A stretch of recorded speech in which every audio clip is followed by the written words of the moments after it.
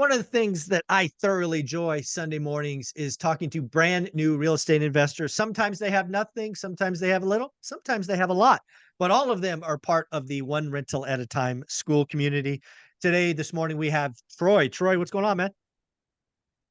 Oh, not much. Just doing my normal Sunday routine, just getting up and getting going with the wife and with the kiddos, and got a lot of stuff planned for the day, including watching some football. There you go. There you go. Well, hey, I appreciate you putting the book up one rental at a time. That is a very nice touch. It is noticed. It is. I'm thanking you for that. But why don't you introduce yourself to the audience? Who is Troy? Where are you at in this real estate journey? Um, so where I'm at in my real estate journey, I right now currently sit with one duplex, Okay. and we purchased. So my wife and I, she's my partner in our real estate journey. Just give you a where we're at. So we got one duplex. We purchased it last January. It's in Kansas City, Missouri. Mhm. We currently live in a little town north of Seattle called Mount Vernon.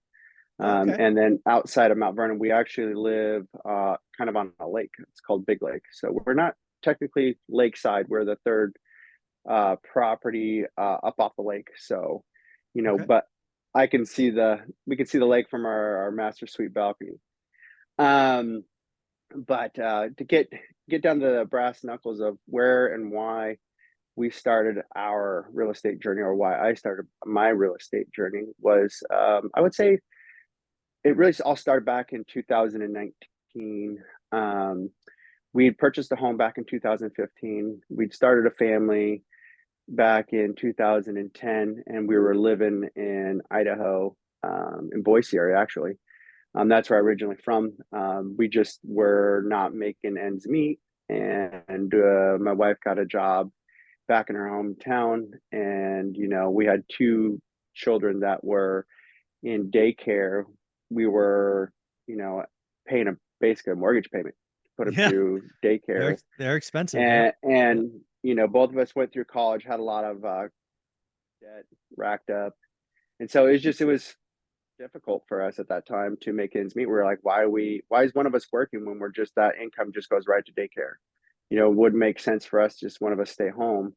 But Yeah. at the time, even in that area, it's a very service related industry, and the income there was not very providing. My wife, on the better part of things, is she was a property manager working for a pretty large company in the Northwest. She was managing, I don't know, she was a manager over a bunch of other property managers of facilities all Mm, throughout the Northwest. wow. So she was Section 8 approved. She'd done all her certifications. She's extremely good operator when it comes to management and all the details and stuff like that. So she got a job back in Mount Vernon that basically matched our income combined. So it was hard to say no to move. Yeah. Um, Okay. that on top of it, her mom was like, "Hey, if you guys move here, you got free daycare." So it was like, "All right, well, there's the icing on the cake too." That's a double win. Yeah. Oh, So we okay. moved here, and then in that process, we were trying to start to get ourselves to a place to where we could afford a down payment to buy a home, and we got on the market upswing from the Great Recession. So back in 2014, 2015, that's when the market really started kind of making its Yep. resurgence, Yeah. and we qualified to buy a home. And back then, our price range and a lot of the homes in our area were going for like 155 to 180. Mm. Within a matter of 3 months, the market had increased by 60,000, and it would kind of price us out. So Wow. we had to go through requalification, and it ended up working out because we had put offers on three or four houses, four houses at that time, that we missed out on, and several of them were like fixer uppers. Yeah. I grew up working for a stepfather that did custom homes. Mm. So from the time I was 12 to about 15, I was working for him in the summers, helping them build homes, everything from foundation all the way to the finished work. A Oh, lot of wow. the Okay. work that I learned to do was just basically foundations to close out of framing and such. So I had a lot of on hands knowledge in doing that kind of work. I was always good at doing laborious tasks and stuff like that, and good with my hands. And So I had that skill set on my side of things when it came to doing things. To speed things along, we ended up buying a house. It really worked out for us. It was a split level home. It was a foreclosed home that had been on the market Mm, for had been abandoned for 9 months. We got it for two. What did we offer? It was listed for 210. We got it for 201. And at the okay. time, we actually we we we offered more than what. Actually, no, that's right. It was listed for 197. We offered 201. And Okay. at the time, we kept on losing out on offers because people were throwing over asking. So we locked into it. It was a great purchase. We couldn't have bought a better home. It was a split level home, probably about 2,300 square feet. Needed a lot of like love and work. We got it through FHA. Mm, So we only had, I don't think we only put like 5% down. And we got locked in. I think at that time the interest rate was like 4.5, which that's not bad. was Yeah. was high at that time, or Right. I would say higher than average at that time. You weren't getting the market rate Hmm. interest rates that you typically would, had you done conventional. But anyways, so we got into it, fixed it up, did a lot of work to it. There was the landscaping was extremely overgrown. Hmm. So I ran a landscape company for my dad when I was living in Idaho for 5 years. So that wasn't too challenging for me. That was a quick instant facelift to the Right. property. It was, yeah, it with the purchase of the property, it had a 50-foot paved RV pad and a 50-foot gravel RV pad that was sitting next to it, and it was on Oh, wow. its own little cul-de-sac with like 9 homes. So it was great to start a family. Over the course of the years, we ended up after we fixed up, we were thinking about it. We were like, well, we should probably sell the property because everything was great, and we were starting to kind of get into real estate. We were seeing the opportunities there, and and similar at the time, my wife and I were going through some challenging things with being in a relationship, and as you grow with children, you go through those hurdles in life, and so things were going for us phenomenally, but we were like, well, let's put it on the market and see what we can get for it. So we listed the house and we ended up we doubled it. So we bought it for 201 and we listed it for I think for at that time that was 2019. So we listed for 425, I think it was. Wow. Okay.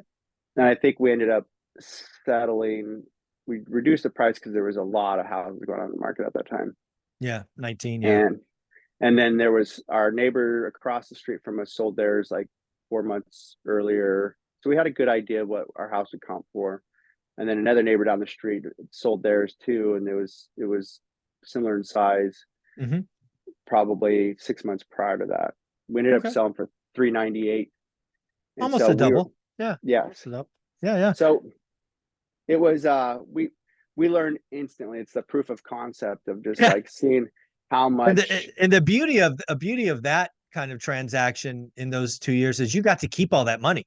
Yes. You didn't owe Uncle Sam a penny. If you guys don't know, there is I don't know if we want to call it a loophole or whatnot for your living in a home 2 out of the last 5 years. Hmm. As a single person, you get up to 250 grand. As a married couple, you can go up to 500 grand. And more importantly, that's not a one and done. You can do that over As and many over and over again. Yep, as So, many times as yeah, you want. yeah, you got that 200 grand tax free. Yes, that was the one thing was like, so it was the craziest thing to see is like, when you see $198,000 go into your bank account, it's sitting there. You're like that. I had to look at it a couple times of like, that can't be real. Like, is this real? I had to ask I my get wife, it. I'm I like, get it. have you seen the bank account? She's like, I know. She's like, that's so much money. And it's like, and then we're like, all right, now what to do? So we had a lot of debt that we paid off, and it was such a talk about when you get debt free.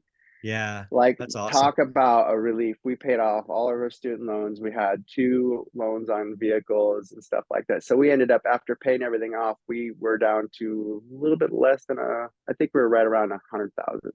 110,000 is what we had left over. after everything's said and done. And that was just like the freedom of just like not having to worry about making a credit card payment, not worried Yeah. about having to pay. And you have 6 figures in the bank. That's not a bad trade-off. Oh, I know. And it was incredible. And I look back at it now, so I've seen the model work firsthand. And I just, I still think about it to this day, like, why did I not catch on to this when I was Mhm. younger? Why did I not like ask my dad these questions? Why did he impose this onto me sooner? So Mhm. to get to the stories, my dad, he is a self-made business owner. He, worked really hard all of his life, went through numerous struggles. He was a part of the baby boomer generation that just couldn't make a relationship work and had children. So between him and my mom, they both have been divorced twice. And then my dad remarried a third time, and that marriage is the one that lasted for, the longest. But during that, during his life, he found a way. So he bought his home. His first home is when my mom and him were together back in like 1980. Mhm. And just to make full circle, like when we talk about when interest rates started climbing, here recently, Yeah. you know 1980 was a very bad year for rates. exactly. So he tells me, he's like, oh yeah, my first home was a 1100 square foot Rambler. It was a tiny 3 bedroom 1 bath house in a very kind of like small town outside of Boise. He bought it for $30,000, but it was 18% interest rate. Ugh. And so it's like people are like, oh my God, how could they have interest rates so high? And it's like, well, it just depends on the market, it depends on the Mhm. home. Like if you think about it, $30,000, you don't have this huge, No, yeah. huge mortgage. It's like buying a car to us these days, Yep, exactly. Yeah, it's like buying half a car these days. Yeah, well, exactly. But in terms of the interest, it's like,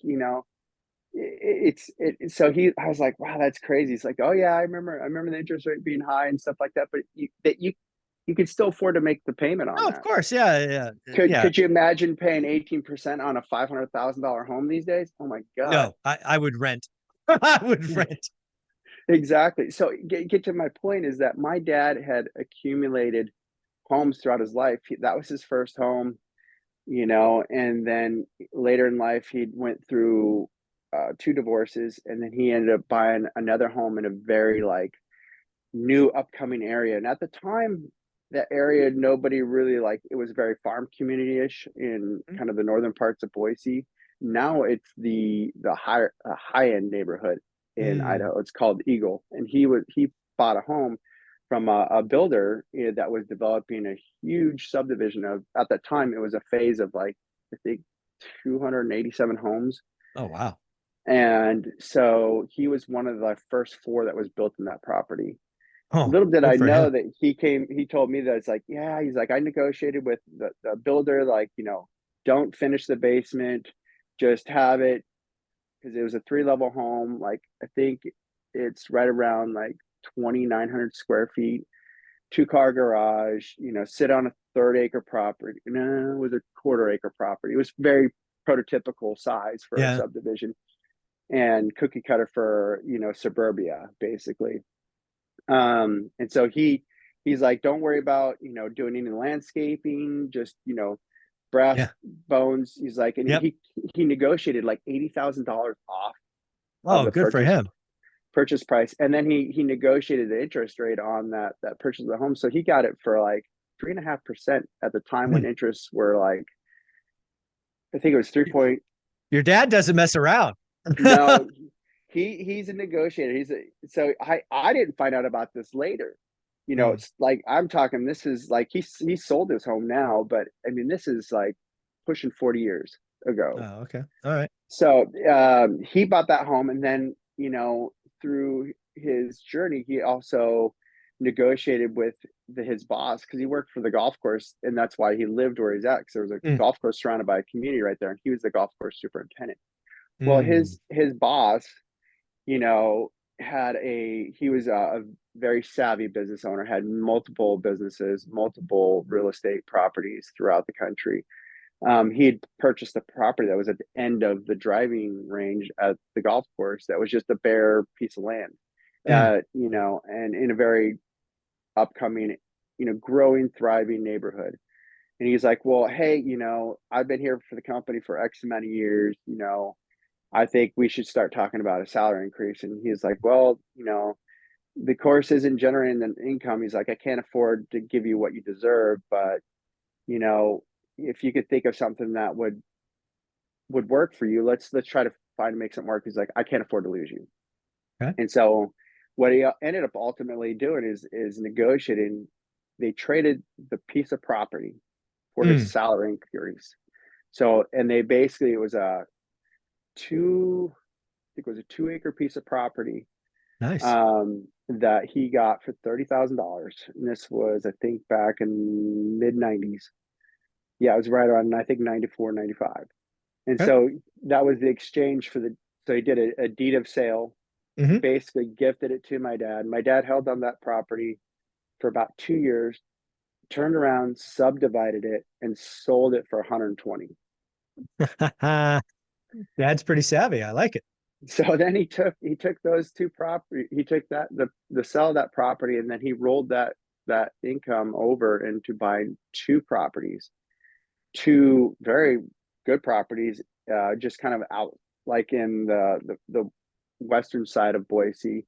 They were more affordable, but they're brand new homes. He bought Mm. two brand new homes for 60 grand Mm. that were 1,800 and 1,900 square foot, 3 bedroom, 2 bath, Nice. 2 story houses, like really good purchase. And so he built up his real estate portfolio, and then eventually bought a duplex. Then he bought another house, with his primary now. And then he had the other house that was, so the house that he originally started out with, that was his second home, was in Eagle, Idaho. Now is like, Hmm. if he were to sell that home now, it would be probably appraised for about 1.25 million. Oh, wow. Yeah, Okay. that's how proper that area has gotten grown, and where how expensive it's got as well, especially in the Boise market, which is, I would say, it exploded over the last couple of Yeah. years, and it Yep. drove the prices up significantly. But I would say it's very comparable to maybe Sacramento's market, maybe in Yeah. terms of That makes price sense. ranges. Yeah. I would say it's very comparable in terms of environment as well. But so I grew up around it, saw it happening, didn't really ask a lot of questions. And to a degree, I was somewhat resentful at times for it, because it's like, being coming from a separated family, Mm. splitting time with dad and stuff like that.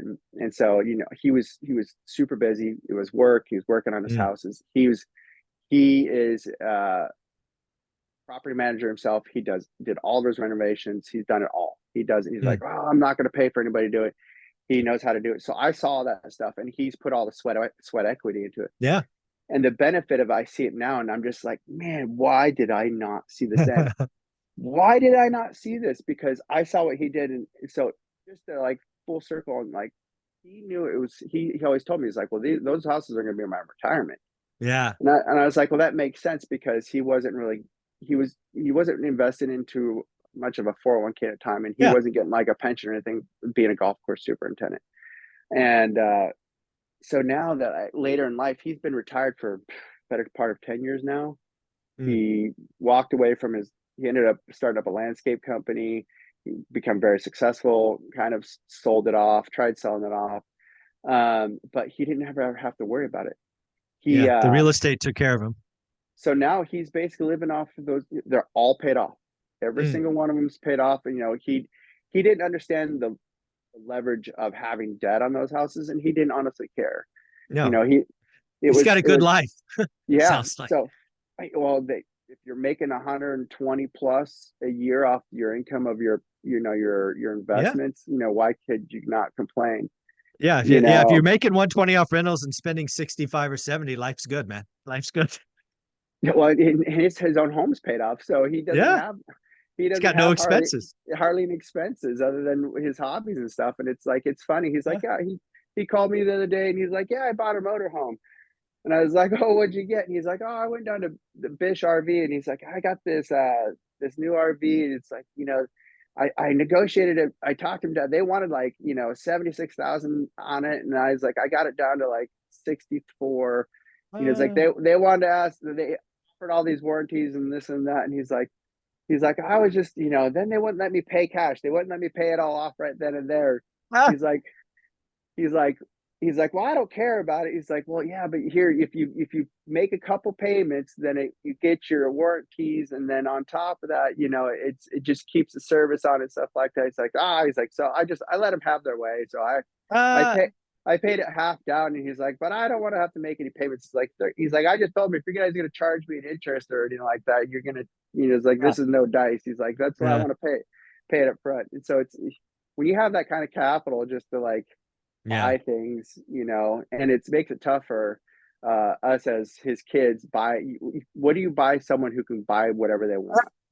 It's For when it time, comes, man. It's bringing them grandkids. That's what it is. Bring them it's grandkids. exactly so. When it comes to gifts, he's like, I just want experiences. I'm like, that works for me. There you go. So There you go. Very so cool. I saw this growing up, and then when back to where we were in life, I saw that, and I'm just like, that's when wheels started clicking. I started looking into real estate, and we Nice. started looking, and the crazy thing happened is we ended up going through a separation, my wife and I. And with that being said, so we kind of like, we're just trying to figure things out and trying to make things work. She ended up finding a manufactured home in an area that, she's like, this could be a really good opportunity. She's like, they want 45 for it. And I was like, because it's in a trailer park. She's like, Mm, we could fix this up and, live in it. It's 1,300, 2,800 square feet. We could all live in it, be comfortable and stuff like that. So, but it needs a lot of work. I was like, oh, okay, well, I'm not sure. So, like, whatever, you do what you think is right. And, we were trying to figure things out. So she ended up negotiating with the sellers because they were just, I mean, they were trying to, it they was a were done. Hispanic, well, Yeah. it is in a predominant Hispanic community too. And Mm, so, you know, they were a Hispanic couple. They were like, well, they understand it was tough to get. financing. Yeah. And so they're like, well, if you're willing to buy it for this amount, we'll settle. So she ended up buying it for 45 Mm, and negotiated, went into it. And then, so we were at the time living separately, and we were doing the small RV life. okay. And so she bought that, and I was like, you know what? That was a smart move. I'm like, wow, only $50,000. And so I remember walking through, and she's like, I'm gonna do this and I'm gonna do that. And I'm like, okay, great. I was like, that's gonna be cool. I'm like, well, do you know how hard it's gonna be to sell it? And she's like, I don't know. And she's like, I've looked around. I bet you we could get like 80 out of it after we do the renovations. If we put like, 6, 7,000 into it, you could probably sell it for 80. And I was like, okay, that's cool. And so she's just a go-getter. Mm. She's just a high achiever kind of person. So, and she's like the type that if you were to tell her like you can't do that, oh, she will prove you wrong. Oh, there you go.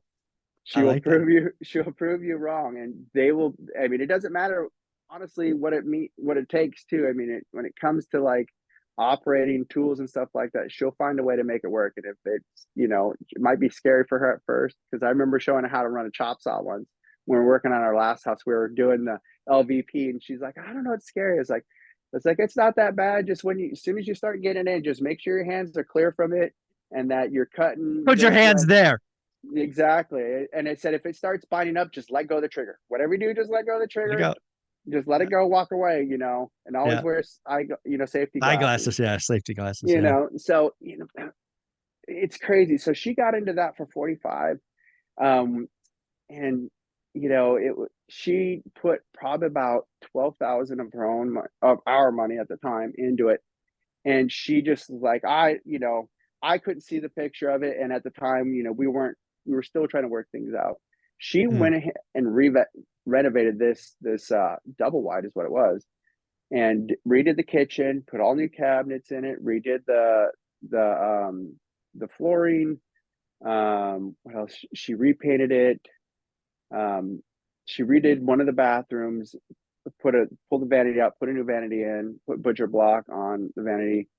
And so ultimately, like, we ended up like and working things out and getting back together, and you know, we moved in that house. And so then we're sitting there and we're like, we should, and this was probably what, 2020. So this is during COVID.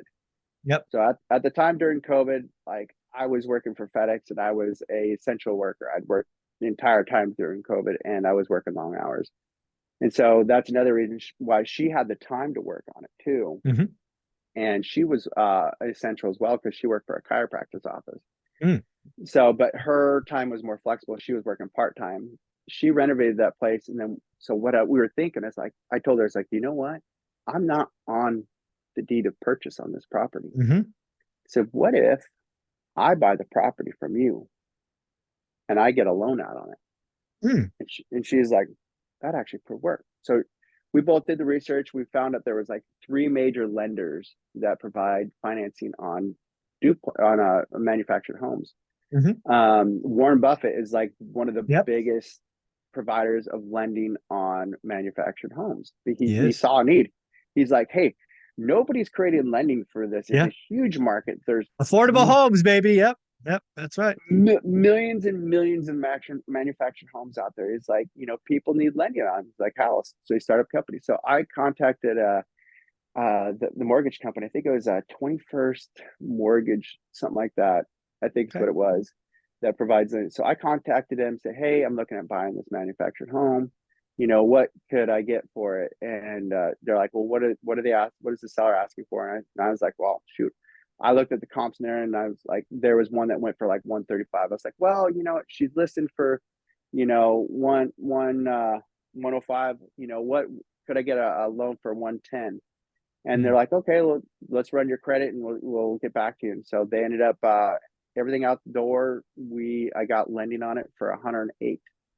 Okay. And so we're like, oh, well, okay, we'll take that money, and Mm-hmm. we were gonna turn it into purchasing whatever. Because we were thinking at the time doing a fix and flip. Okay. And so that was 2020. So the market was really going up and exploding. And that was during the period when Yeah. people are asking over, and it's crazy. And so we were in the Seattle market, so it was Yeah. insane. Yeah. It's Yeah. I remember absolutely talking to insane. Beth in Seattle. There was one month where the average was 112% of list price, right? Yes, Seattle was going bonkers back then. Bonkers. insane, Yeah. insane. Well, Our Troy, I only had a half hour for this, unfortunately. What kind of the closing thought? Basically, real estate's good. Whether you're living in it, you get the tax advantage. Mobile homes are a way to go. What are some of your closing thoughts for the audience?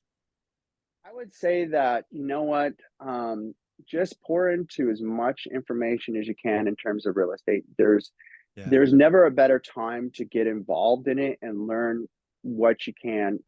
I've been a part of the sub two community. Mhm. I'm a part of the multifamily strategies community.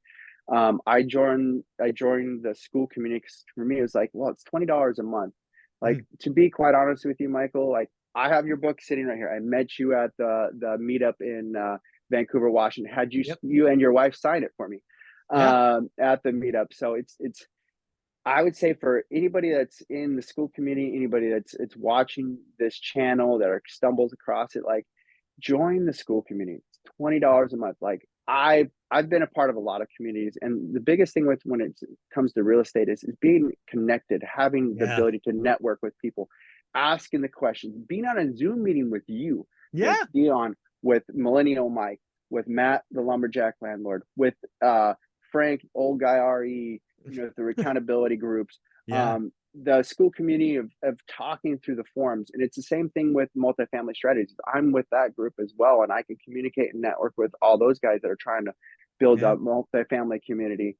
Like, the value that you get, like, I'll say this much: when you first started putting the Zoom meetings out there with Matt and Dion and Mike and like, and I think of all the other guests that have been on there with, like, Beth and Matt, the Yeah. mortgage guy, you know, I'm joining a Zoom meeting and there's 12, 15, 20 people Exactly. on it. I've been Yeah, on it when there's been 5. I have the ability to ask any question that I want exactly. that I'm trying to like get over. Something like, hey, I'm looking at buying a fourplex, and then there's a property that's connected to it.